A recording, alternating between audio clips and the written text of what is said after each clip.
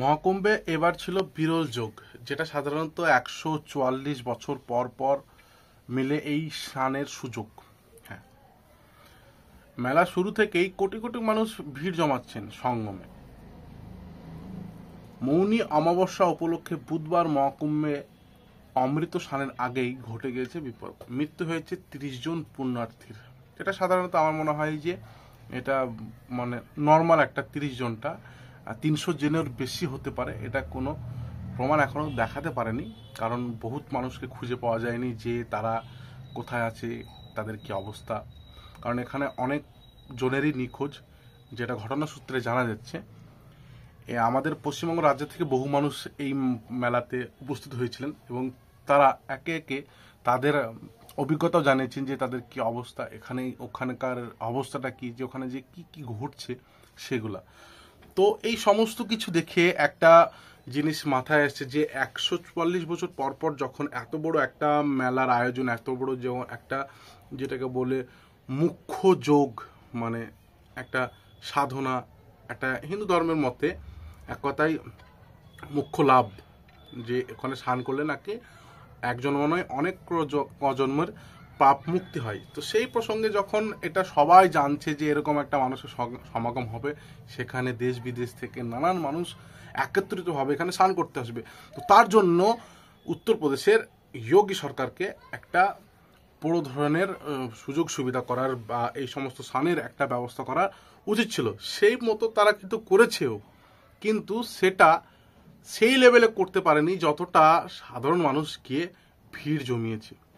আর বিশেষ করে সাধারণ মানুষ তো নয়, এখানে অনেক বড় বড় সেলিব্রিটি থেকে শুরু করে ভিআইপি যারা আছে, নেতা, বড় বড় বিজনেসম্যান, তারাও এই মহাকুম্ভ মেলাতে বা এই গঙ্গাতে স্নান করতে গিয়েছে। তো তাদের জন্য একটা হাই লেভেলের সিকিউরিটি কিন্তু রয়েছে সব সময়।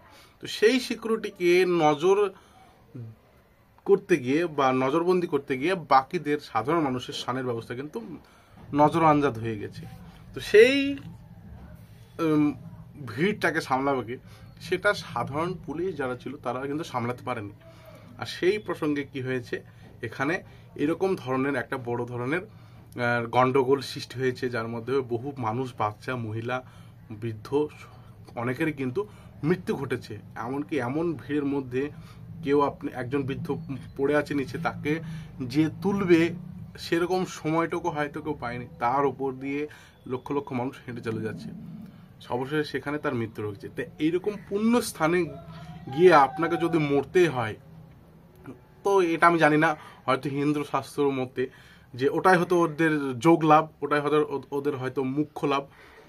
যে এই পুণ্য স্থানে যদি মারা যায় কেউ, হয়তো তার জন্য একটা ব্যবস্থা হবে হয়তো ভগবানের কাছে, সেটা আমি জানি না। কিন্তু সরকারের এই গাফিলতাতে আমার মনে হয় সাধারণ মানুষের, আমি আমি এখানে একটা প্রশ্ন করতে পারি, আমি যদি একটা মুসলিম হই, আমি যদি দেখতে যাই যে এই আমি হয়তো সেখানে হিন্দুদের মুখ্য লাভ ঘটবে, হিন্দুরা হয়তো মানে স্বর্গে যাবে, কিন্তু আমি যদি একজন মুসলিম হয়ে আমি যদি যাই, এই ভিড়, আমি সাধারণ মানুষ, আমি যদি একবার দেখতে যাই, আমার তো অধিকার থাকতেই পারে যে আমি সেখানে একবার দেখে আসি ব্যাপারটা।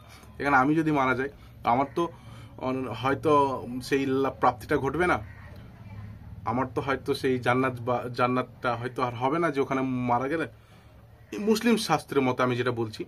তো সেই প্রসঙ্গে কিন্তু একটা কড়া ব্যবস্থা সরকারের করা উচিত ছিল।